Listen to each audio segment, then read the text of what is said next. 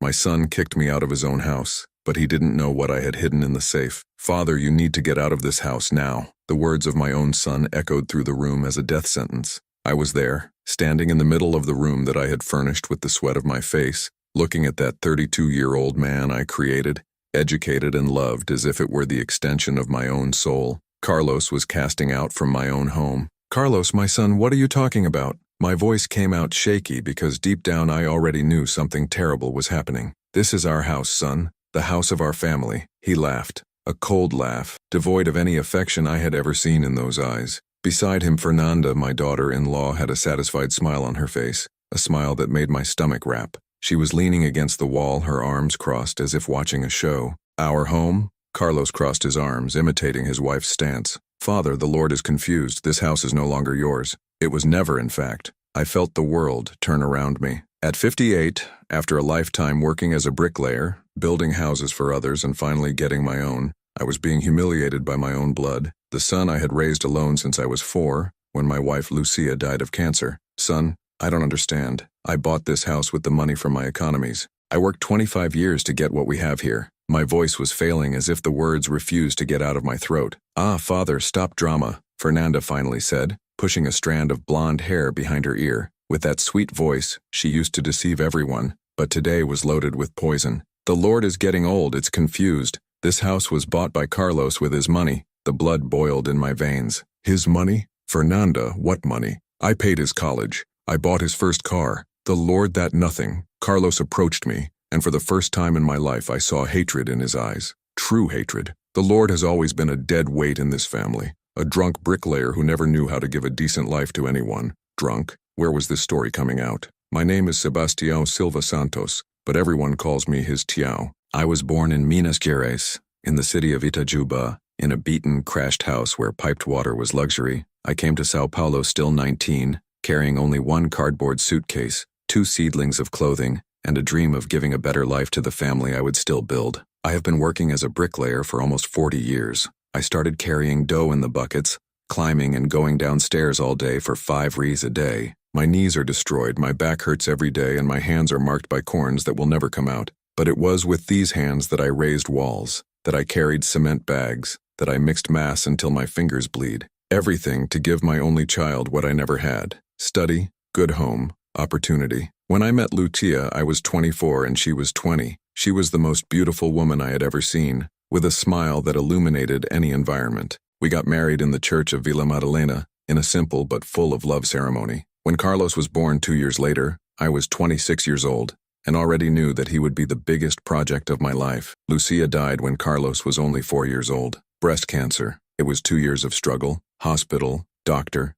treatment. I sold everything I had to pay the private treatment, because the SUS was queued. It was no use. She died on a Thursday afternoon holding my hand, making me promise that I would give Carlos anything possible, and that's what I did. I worked in 3 jobs for years. Bricklayer in the morning, safety at night, and cleaning aux on weekends. Carlos never knew because I didn't want him to feel guilty. For him, I just worked hard. I paid private school since the first year. I sold my only inheritance, a gold clock that my father left me to buy the first-year books of college. When he graduated from business administration at Mackenzie Presbyterian University, I cried with pride in the degree. I was in the front row with the only suit I had, seeing my boy receive the diploma. It was my son doctor graduated, and now, this same son was messing me like I was a mutt dog. Carlos, my son, look at me. I tried to get closer to him, but he stepped back, as if I was contagious. I'm your father. Remember when you were little and had nightmares? Remember when you wanted that Caloi red bike and I worked 2 months of extra time to buy?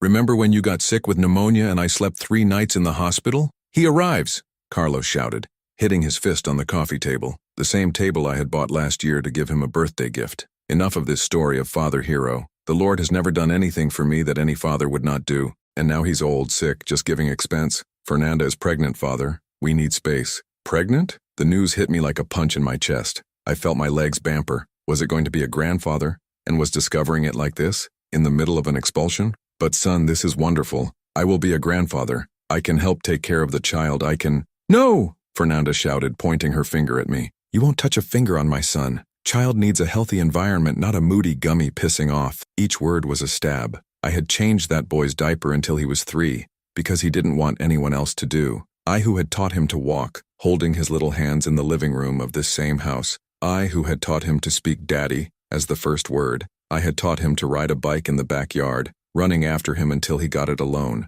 I who had been whole nights at the hospital when he had pneumonia at the age of 5, praying that he wouldn't die like his mother had died. But I never drank, son. Fernanda, where did you get this story of alcohol from? My voice was failing, but I needed to understand. I take a beer every now and then over the weekend, but I never had a problem with drink. Carlos and Fernanda exchanged a look of complicity that made me the blood freezing in the veins. It was as if they were following a script. Father, are you denying now? Carlos shook his head, making an expression of disappointment that seemed rehearsed. Did you forget the times that you got home staggering at home? The times you screamed with me for no reason? What bottles? What screams? Carlos, what is happening here? I was starting to understand that there was something very wrong happening. You are inventing these things. Son, you can stay with the house. My voice came out low, broken. The despair was taking over me. I can live in the back room, I promise I won't disturb. I just want to be close to the family. I just want to meet my grandson. No, Father. The Lord did not understand. Carlos pulled a yellowish paper from his shirt pocket.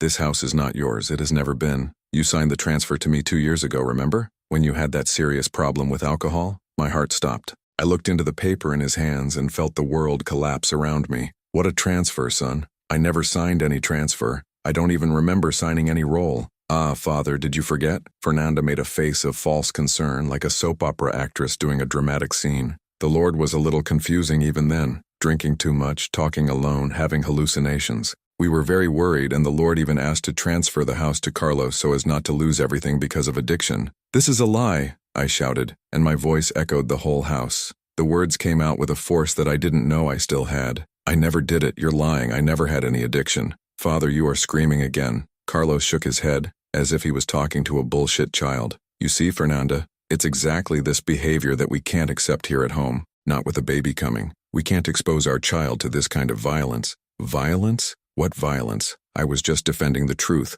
I was being crazy. They were inventing a complete story about alcoholism, home transfer, violent behavior. All lie, all manufactured. But how to prove it? How to fight the word of my own son? And it's no use trying to question anything, your Tiao. Fernanda approached me with a victorious expression on her face. Everything was done right. Transfer registered in the notary with recognition of firm witnesses. The Lord has nowhere to grasp. The house is ours. Look, Dad, I'll be very clear with the Lord. Carlos approached me, and for the first time in all these years, I was afraid of my own son. You have exactly an hour to put your things together and get out of this house. If you don't go well, I'll call the police and say that you are threatening me and disturbing the peace of my family. Carlos, for God's sake, I am your father. I am the man who created you. It was my father. He said that looking straight into my eyes without blinking. Now the Lord is only an inconvenient old man who is disrupting our lives. The legs were completely missed. I sat heavily on the brown couch that I had bought an installment 10 years ago,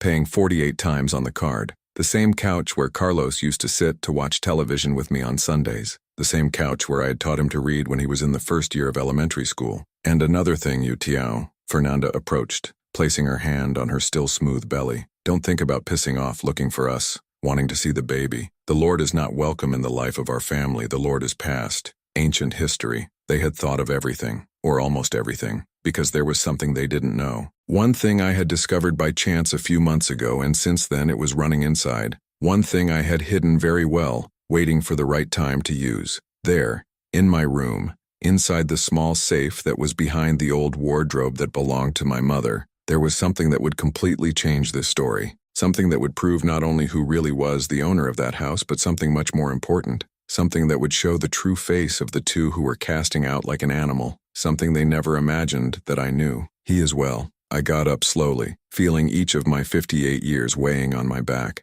I'll get my things. It's an hour, Dad. Carlos looked at the gold wristwatch I had given him on his 30th birthday. And no drama, please. No crying or doing scene. We have already decided. And nothing to try to take what is not yours, Fernanda completed. Only your personal clothes. The rest stays. I climbed the wooden stairs for the last time as the owner of that house. At least that's what they thought. Each step ranged under my feet as if the house itself was crying for the injustice that was happening. In my room, I went straight to the solid wood wardrobe. I pulled my clothes hanging and revealed the small black safe that was fixed on the wall since the day I moved there. I opened with the combination that only I knew, 2804, the date of birth of Carlos. April 28. Even after all, even after humiliation, even after betrayal, it was still the most important date of my life. Inside the safe were 4 things I kept as a treasure: a sealed envelope, a small golden key, an old cassette tape, and a photo of Lucia. I just took the sealed envelope. The rest would be there, waiting for the right moment.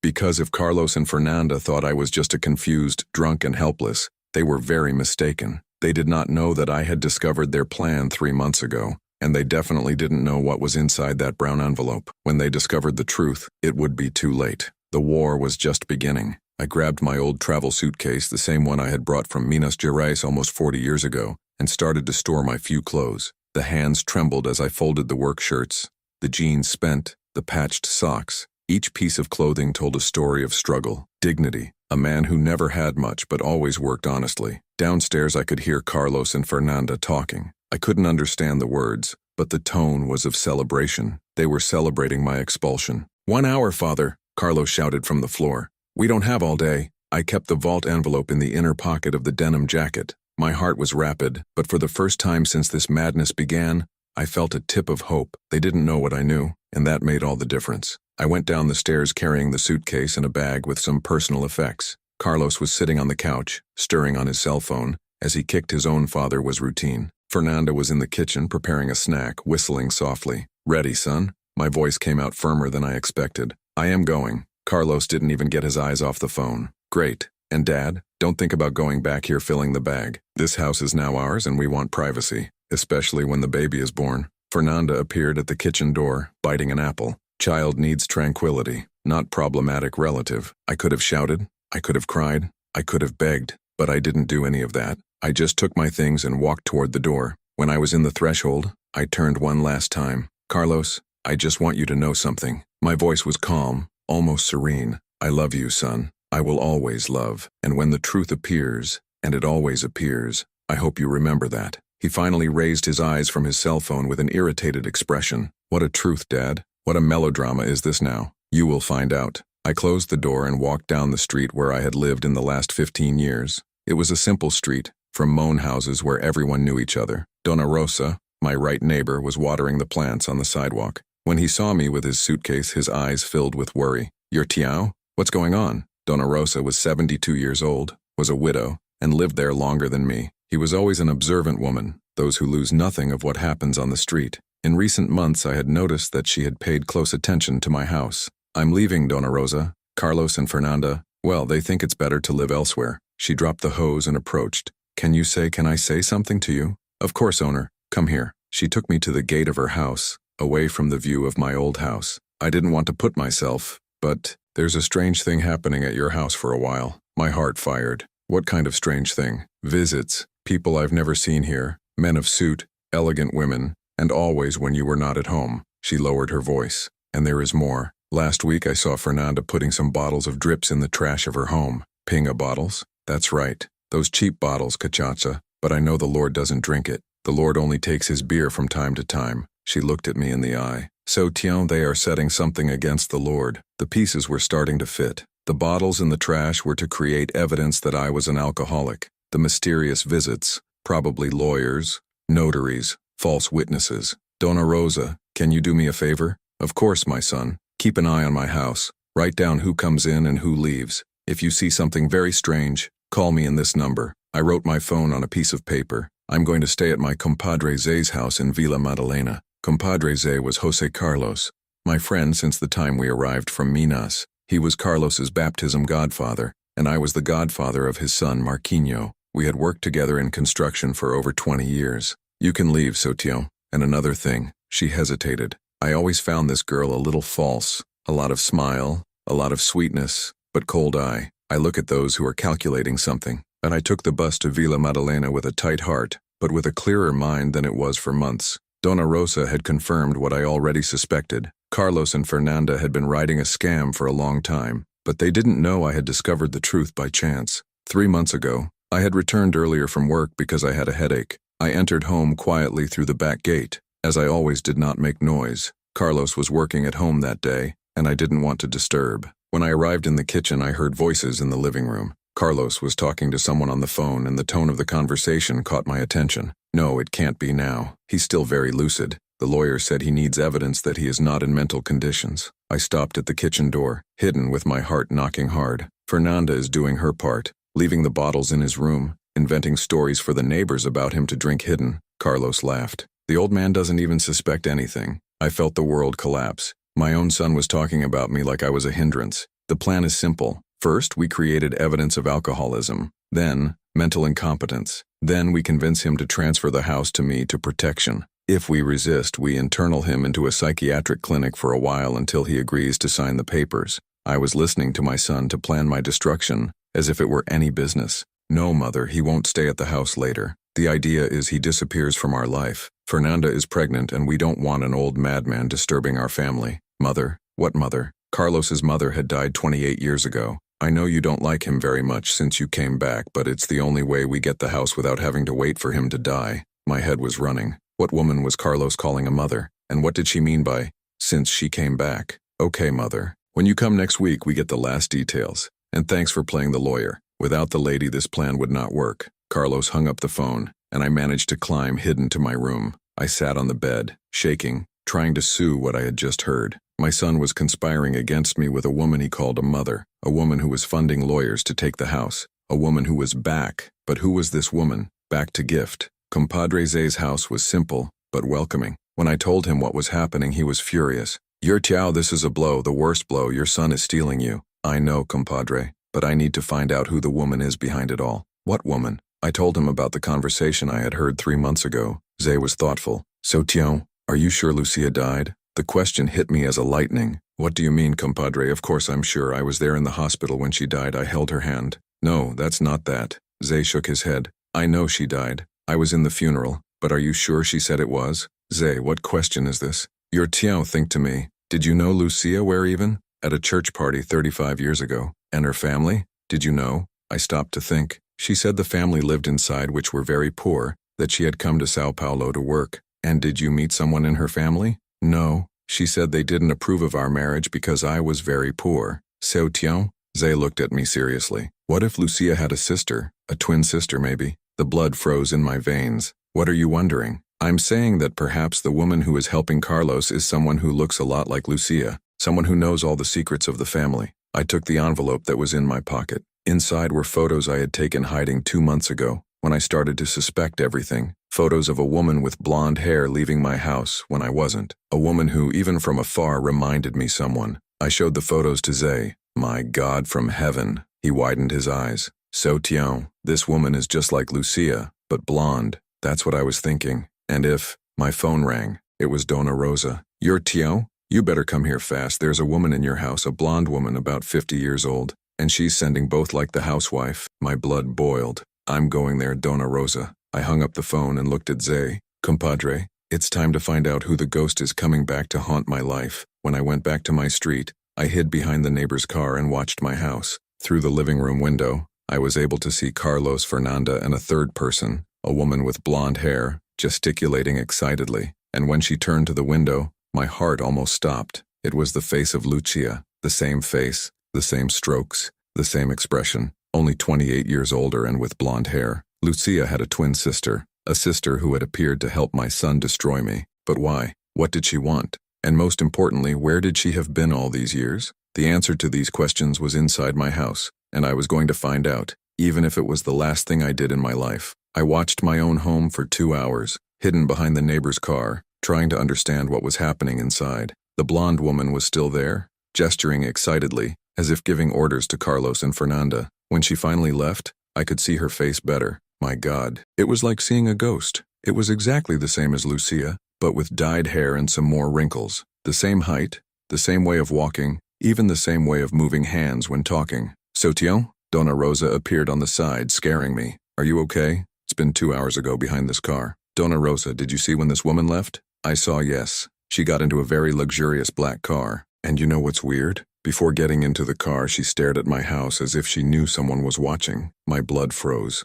Did she see me? Dona Rosa, I really need your help. Can you keep watching my house? Write down everything that happens? Of course, my son, but tell me one thing. Who is this woman? She gave me a very strange feeling. I'm still trying to find out, but I'm sure she's behind it all. I returned to Compadre Zay's house with my head was sealing. I needed to find out who this woman was and what she wanted, but where to start? Zay, I need to go to the cemetery where Lucia is buried. Why, you Tiao? I need to confirm if she really died, and if she died, I need to know if she had sisters, family, someone who looks like her. Good idea. Come on. In São Pedro Cemetery, in Vila Alpina, we sought the tomb of Lucia. When we got there, I took a shock. The tombstone was impeccable, with fresh flowers. Someone had been there recently. Say, these flowers haven't been there for a long time. Someone came here this week. But who? You said her family never appears sky. I asked to talk to the cemetery administrator, Sir Jorge, a 60-year-old man who had worked there for over 30 years. So Jorge, do you remember Lucia Silva Santos? It was buried here in 1997. Lucia Silva Santos. He thought for a moment. Oh yes, I remember. New woman, she died of cancer. He left a small boy. That's the same. Do you remember if someone from her family came to the funeral? Boy, it's been so long. But now that you said, I remember something strange. On the day of the funeral, a woman appeared that was just like the dead. My heart fired. Do you remember anything else about this woman? I remember, yes. She had black hair at the time, but it was just like her wife. And you know what else? She came back here about 3 months ago, but now she was blonde. 3 months, just when I started listening to Carlos's strange conversations. Did she say something to you, Jorge? I said yes, asked about you. I wanted to know if you were still coming to visit the tomb, if you were right in health, these things. And did you tell you? I said you came every Sunday, that it looked like a working man. Honest. Why? I did something wrong? No, Sir Jorge. You helped me a lot. We left the cemetery with a certainty. The mysterious woman had been investigating my life for months. She knew my routine, knew where I was going, probably knew how far I worked. So Tiao, this story is getting very dangerous. Zay was worried. This woman didn't appear by chance. She has some plan. On the way home, my phone rang. It was Carlos. Father, where are you? Why, son? Because we need to talk. There are some things that you forgot to take. Forgot to take? I had taken everything that was mine. What things, Carlos? Come here, I explain. I hung up the phone with a bad feeling. They wanted to see me for some reason, and after what I had discovered, that couldn't be a good thing. Zay, they are calling me back. It won't go, Sotion. It's a trap. Yes, I will, but I will be prepared. I grabbed my old cell phone and set up to record audio. If they wanted to talk, I would have proof of everything that was said. When I arrived at my old house, Carlos was alone in the living room. Fernanda was not in sight. Where is Fernanda, son? She went to her mother. Carlos looked at me strangely. Sit there, Dad. I need to tell you something. I sat on the couch, keeping my cell phone in my pocket, recording everything. Dad, I was thinking, maybe we were very hard with you. Where was this change from? What do you mean, son? Fernanda talked to her mother and they think maybe you can stay here, but with some conditions. What conditions? Carlos got up and started walking around the room as he did when he was nervous. First condition, you will have to treat yourself. Inca Clinic to heal alcoholism. But Carlos, I'm not an alcoholic. Dad, it's no use denying it, we have evidence. He took a folder on the table. Inside I had pictures of me coming out of bars, medical documents, and even a psychiatric report. What documents are these, Carlos? I never had a psychiatric exam. Father, the Lord did, yes. 6 months ago. The Lord has not remembered because he was very confusing at the time. I took the documents with tremendous hands. It was my name, my ID, but I had never been in that office in my life. This is fake, Carlos. I was never in this place. Father, you are denying again. Do you see? It's exactly this kind of behavior that proves that you need help. I was being systematically crazy. They had created a fake medical record, forged photos, fake documents, everything to make me look crazy. And the second condition? You will have to sign a document officially transferring the house to me for the protection of the Lord himself. What if I don't accept these conditions? Carlos stopped walking and looked at me straight in the eyes. For the first time, I saw a coldness that scared me. Then we will have to take more drastic measures, Father. What measures? At that moment, the front door opened. It was Fernanda, and with her was the blonde woman, the woman who looked like Lucia. When I saw her closely, I almost passed out. It was as if Lucia had returned from the dead. Sebastião, the woman spoke my name with a voice that made me the blood freezing. It was the voice of Lucia. How long? Who is you? She smiled, a smile I knew very well. I'm Luciana, Lucia's twin sister. Luciana, the twin sister that Lucia never told me that she existed. Lucia never told me I had a sister. Lucia didn't say many things to you, Sebastião, neither about the family nor about the money he left to Carlos. What money? The inheritance money, that he should have been with me, but she left it to her grandson. Luciana approached me. Money you spent buying this house. My head was running. What inheritance? Lucia never had money. Oh, there was. Our family had a farm in Minas. When our parents died, Lucia sold her part and brought the money to Sao Paulo, but she died before she could use the money. This is a lie. It's true, yes, Vo. A children's voice surprised me. An 8-year-old girl appeared behind Luciana. Mom explained everything to me. Mommy, did Luciana have a daughter? This is Amanda, my daughter. Luciana put her hand on the girl's shoulder, and by right, she is the true heiress of Lucia's money. I was being attacked on all sides. First Carlos and Fernanda inventing me a story of alcoholism. Now a twin sister of Lucia with a daughter appeared, claiming an inheritance that never existed. Sebastião, I'll be very clear with you. Luciana sat in the armchair that was my favorite. You can accept Carlos's conditions and live your last years in a clinic, or you can resist and find out what happens to stubborn men of your age. What are you wanting to say? I am saying that men of their age have heart attacks, Sebastian. They suffer accidents, they get lost in the street and can't go home.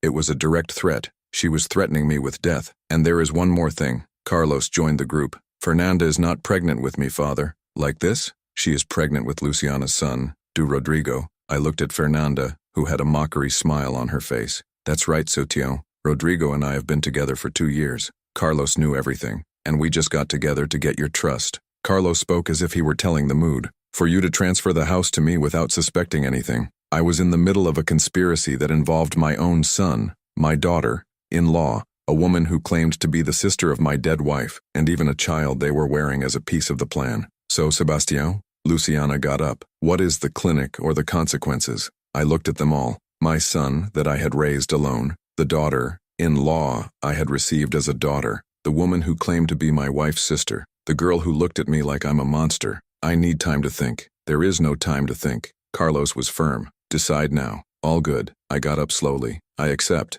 Everyone smiled. Pleased. Great choice, Dad. But I have a condition. What condition? Luciana frowned. I want to see the original documents of the inheritance of Lucia. If you will be with everything that is mine, I at least want to understand where this money you say that she had from. No problem. Luciana opened a folder. It's all here. I took the documents and pretended to be reading. In fact, I was gaining time, because there was something they didn't know. My cell phone was recording everything since I got there, and there was something else. As they said, I had recognized something in Luciana's voice, something that made me realize who she really was. It's all right then. I folded the papers. I will accept going to the clinic. Good father, you made the right decision. I walked toward the door, but when I was leaving, I turned one last time. Just a curiosity, Luciana. How did you manage to imitate Lucia's voice so well? She hesitated by a fraction of a second. It's because we are twin sisters, Sebastian. And even? I smiled for the first time in days. Because I just realized that you have a problem, Luciana.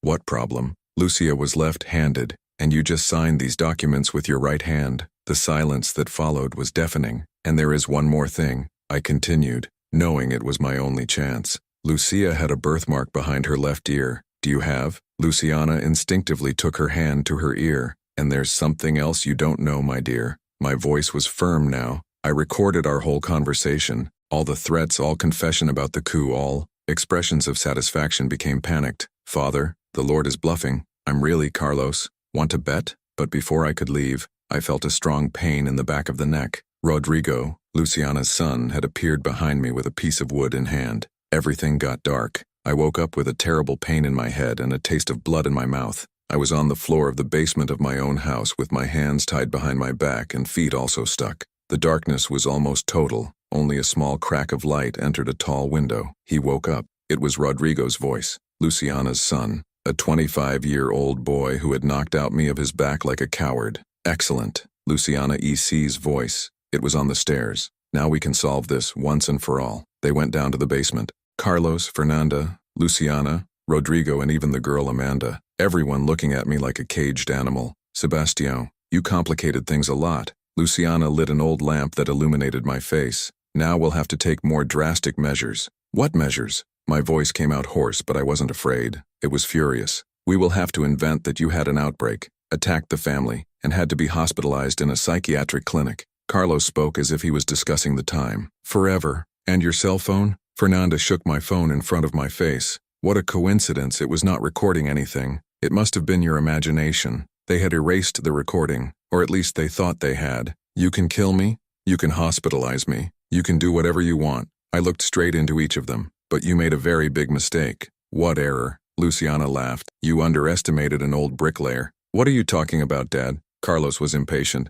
I'm saying that you are not the only smart ones in this story. It was true. In the last 3 months since I discovered the conspiracy, I had not stopped. I had prepared for that moment. Rodrigo, take the gasoline, Luciana ordered coldly. Let's simulate a fire. It will seem that the old man had an outbreak, set fire to the house, and died in the fire. No, Mom, Amanda shouted for the first time. He did nothing bad for us. Shut up, Amanda, Luciana slapped the girl. You are too small to understand. At that moment, I knew that Amanda was not to blame for anything. It was just a child being used by unscrupulous adults. Luciana, can I ask a question before I die? He can. Who you really are? Because I'm sure you are not Lucia's sister. She hesitated for a second but then smiled. Do you really want to know? Okay, since you're going to die. She approached me. I'm Rita Silva. I was Lucia's best friend at school in Minas Gerais. Rita Silva? That's right. I've always been jealous of Lucia. She was more beautiful, smarter, got a hard-working husband, had a son.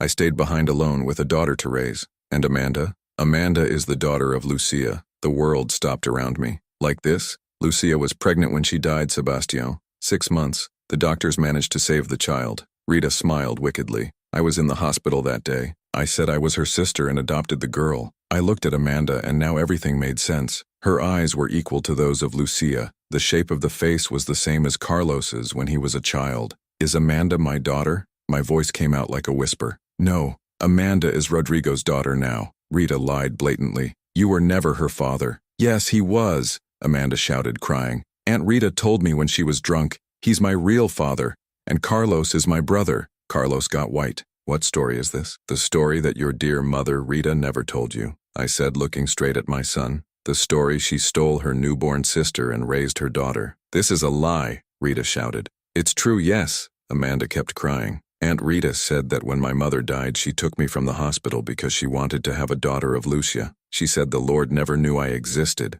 The silence that followed was deafening. Carlos was looking at Amanda as if he was seeing a ghost. Amanda, are you my sister? Yes, I am. The girl tried to approach him, but Rita held her tightly. At that moment, something inside Carlos seemed to wake up. For the first time in months, I saw in his eyes the boy I had raised. Rita, is that true? Carlos, don't listen to him. He's trying to manipulate you. Rita, answer the question, Carlos shouted for the first time in his life for that woman. Okay, it's true. Lucia was pregnant when she died. I got the girl because you never knew her. What's the problem? The problem is that you made me steal my own father. You made me kick him from home. You made me participate in a blow against my own family. Carlos was crumbling. The chip was falling. And you, Fernanda? He turned to his wife. Did you know that? Fernanda couldn't look into his eyes. Carlos, you knew. I knew. But Carlos, think of money. With the house sold, we can start a new life. With money stolen from my father? After finding out this girl is my sister? Carlos approached me and began to untie the ropes of my hands. Father, forgive me. For God's sake, forgive me. Don't do that, Carlos.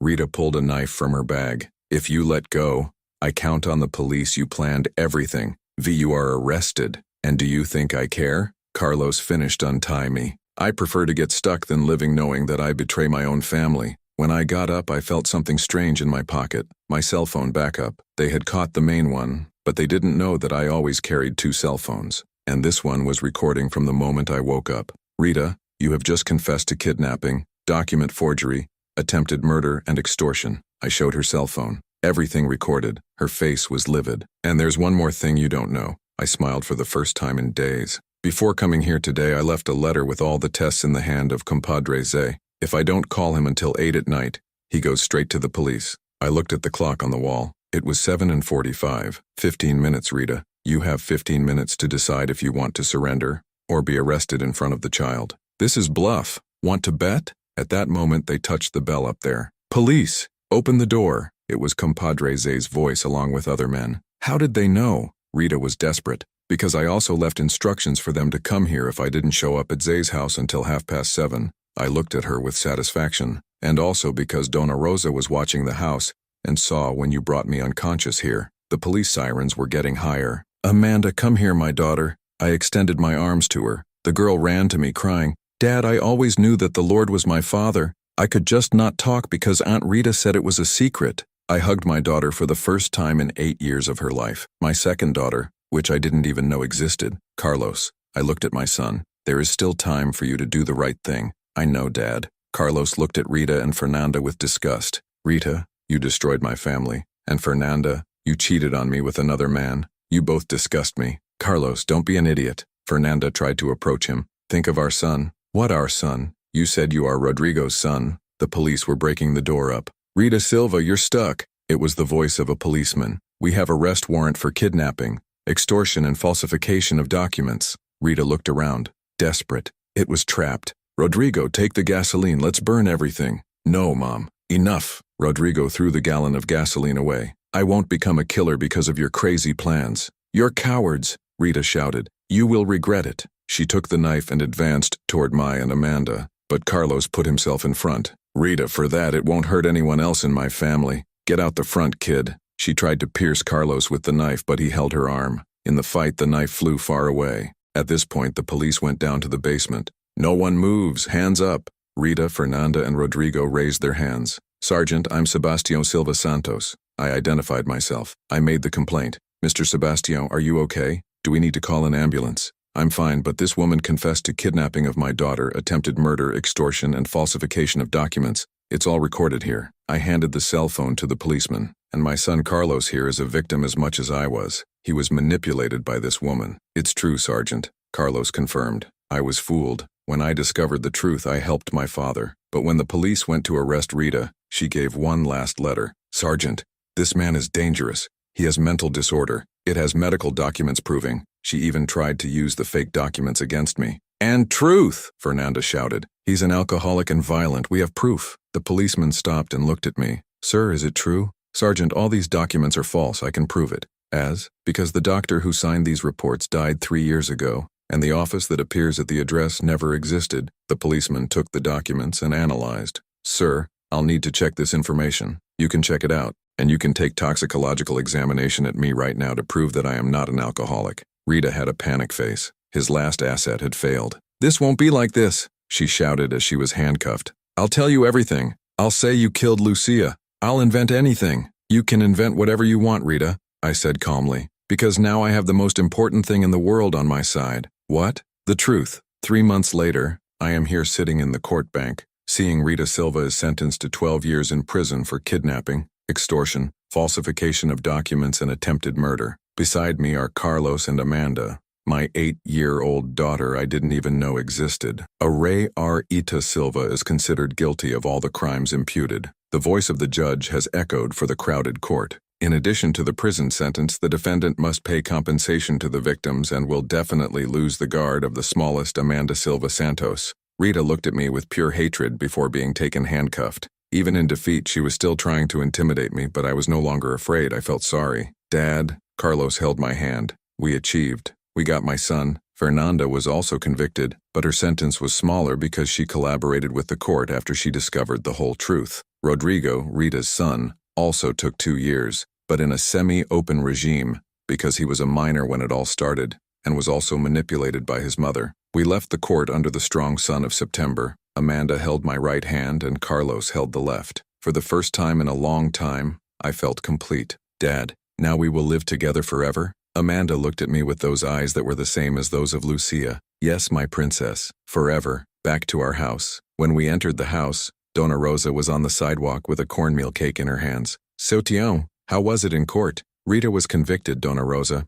12 years. Thank God, she sighed, relieved. And is this Amanda? This is my daughter, Dona Rosa, the daughter I didn't know I had. Amanda made a polite reverence for the neighbor, the way well-educated child does. She's beautiful, her Tião, like Lucia when she was young. We entered the house, and for the first time in months, I really felt at home. Carlos had returned to live with me after Fernanda was arrested. Amanda was getting to know the room I had prepared for her, decorated with dolls and toys that I bought with the first salary after all this confusion. Father, can I say something to you? Carlos approached me in the kitchen. Of course, son. I want you to know that I'm going to spend the rest of my life trying to make up for what I did with the Lord. Carlos was different. The arrogance was gone. The coldness was disappeared. He was again the boy I had raised. Carlos, son, what happened, past. You have been fooled. Rita has manipulated you since she appeared. But I should have realized, Father. I should have trusted the Lord. The Lord raised me alone, worked 3 jobs to study me, never missed me anything,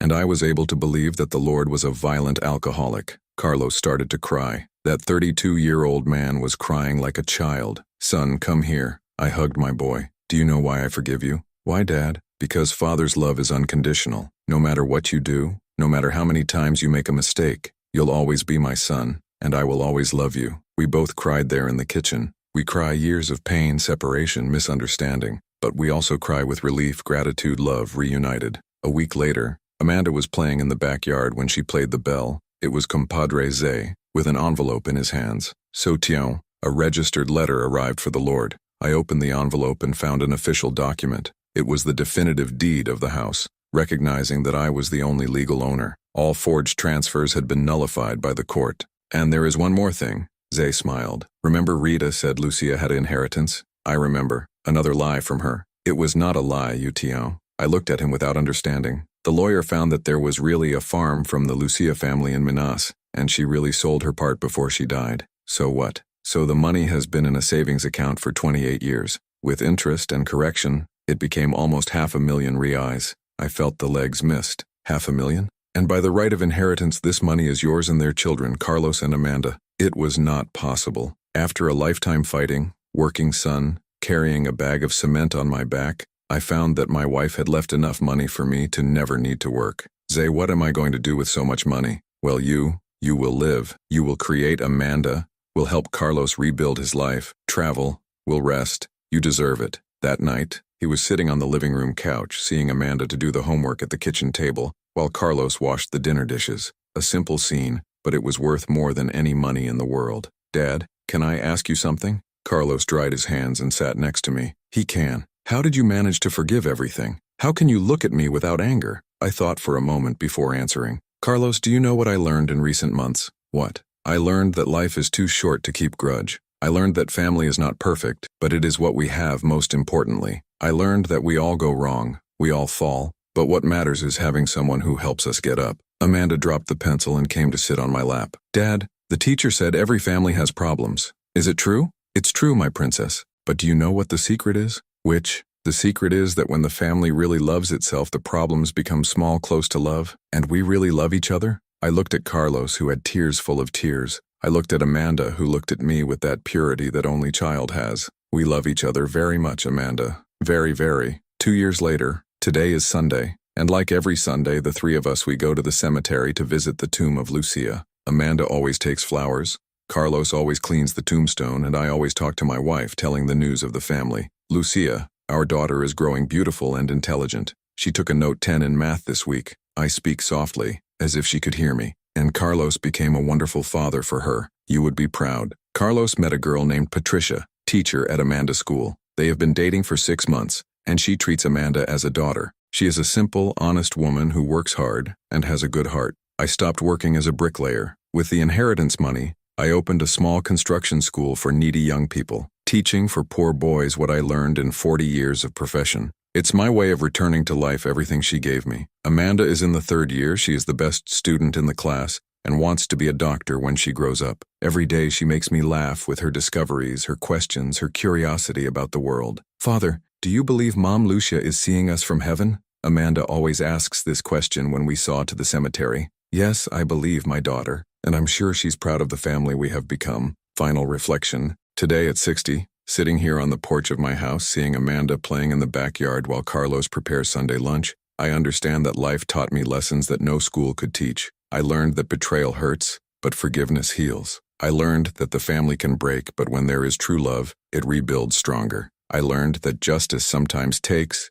but always comes, to those who have patience and faith. I learned that a child who makes mistakes is still a child, and a father who loves, he is a father. I learned that a liar woman can deceive for a while, but the truth always comes to light. I learned that money helps, but does not buy happiness. Happiness is in the simple things, in the hug of a daughter, in the forgiveness of a son, in the peace of a house where there is love, and I learned especially that it is never too late to start over. At 58, when it looked like my life was over, I found that it was actually just starting a new chapter. Rita is still stuck. I get letters from it from time to time, asking for forgiveness, saying that it regrets. I don't answer, not for grudge, but because some wounds need silence to heal. Fernanda served her sentence and moved to another state. I heard that he married again and is trying to rebuild his life. I hope she can. Everyone deserves a second chance. Rodrigo also redid life. Today he works in a mechanical workshop and studies at night. Sometimes he goes here to see Amanda. who still considers him half-brother. I learned that the boy was also a victim of his mother's manipulations.